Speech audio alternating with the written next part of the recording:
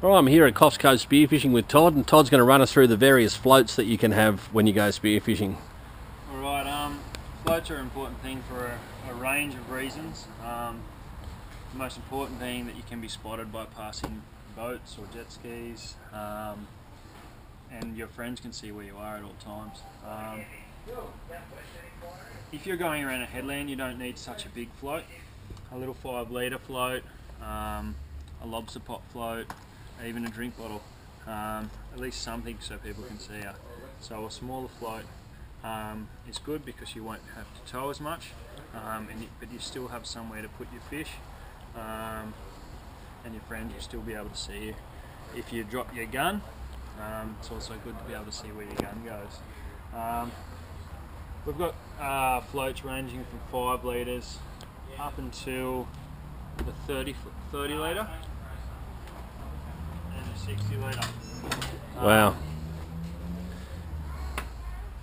They're all used for different reasons. As I just said, we have the 5 litre mainly for around headlands. We do have ones that are good for travelling, so they break down to a smaller size, so they're great for travelling, great for just around the headland or if you're starting out. Very good. I see you've got the dive flag on that one, which is important. Yep, dive flag's good so people can actually see that you are diving there. It's not just a float just lost out at sea. And also in competition, you must use a dive float with a flag. As you go up in size, basically you can start using your floats for bigger fish out in deeper water. We've got the nice Hasselhoff floats here, which are a nice mid-size, good towing float.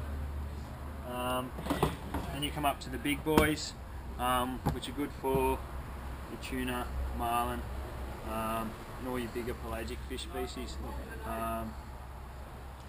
So these floats are really important to have, basically to keep your fish and also to keep your gun, and have other boats that are around in the area to see at the same time. There are also floats for your flashes. Flash is a whole other story. These are dog floats. You can use them to tie your flashes off onto, and that will bring in the pelagic fish species. Very good. We'll have a look at some flashes in a second. You can tell us all about them, what they're for. Yeah. Alright. Very good. We'll show us some flashes, and while we're here talking about it, looks like we've got a few bits of bling for the fish. Yeah, so you've got a ladder flasher. Some people love these, some people hate them. I have seen sharks caught in them before, but they are a lot easier to use and don't get tangled up. But if you're worried about you spearing an area with a lot of sharks, you might want to prefer to go to the spinning flasher, or that's another spinning flasher, because they won't get tangled up as badly if a shark likes to put his nose into it. These will bring in the fish, anything from kingies through to all your pelagic fish species. Bring them in closer. You dangle at depending on what depth you're diving, generally around the 5 to 10 metre mark. Deeper if you're off in the tropics, but that will bring the fish in closer to you so you can have a go at them.